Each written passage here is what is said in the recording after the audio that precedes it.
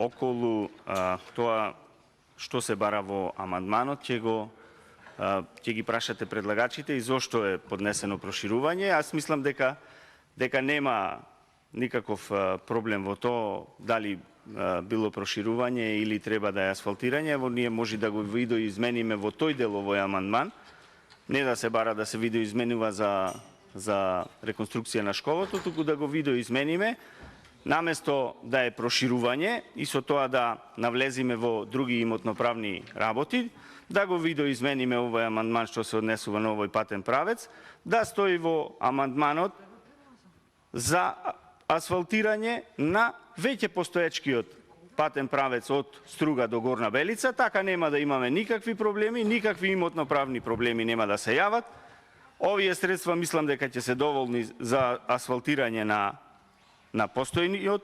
Доколку не се доволни, ќе интервенираме со нова сума, меѓутоа, доколку се сака, може да се направи, затоа што, како што ви кажав, во рамки на буџетот, во Министерството за транспорт и врски, во ставката за локални патишта може да се предвидат овие средства и така да се реализира овој проект. Нема потреба да ги преклопуваме амандманите и тоа дали ние ќе обезбедиме средства за реконструкција на основното училиште во село Враништа, да зависи од тоа дали предлагачите на амандманот за Горна Белица ќе го прифатат да го видоизменат за реконструкција на школото во Враништа.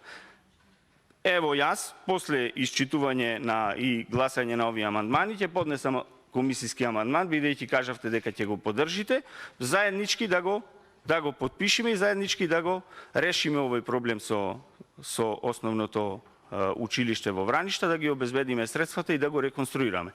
Јас ќе поднесам комисиски амандман и очекувам од вас да го поддржите. Ево, како координатори на пратеничката група на СДСМ, ќе ги координирате вашите пратеници, можете да дадите поддршка и така ќе ја завршиме целата работа. Нема потреба да се натегаме и да се уценуваме доколку не го видоизменат предлагачите на амандманот за патниот правец до Горна Белица, да пропадне и можноста да се реконструира школото во Враништа.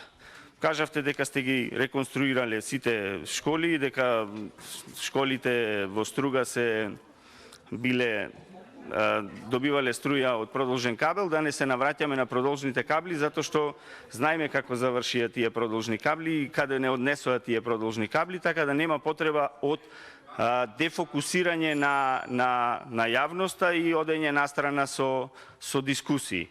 Ако сме честни, ако сакаме да ја завршиме ова работа, ево, кажувам дека после завршување на амандманите ќе поднесам комисиски амандман со кој ќе се барат, мислам дека рековте 3 милиони евра за реконструкција на основното училиште во Враниште и очекувам ваша поддршка. Ви благодарам.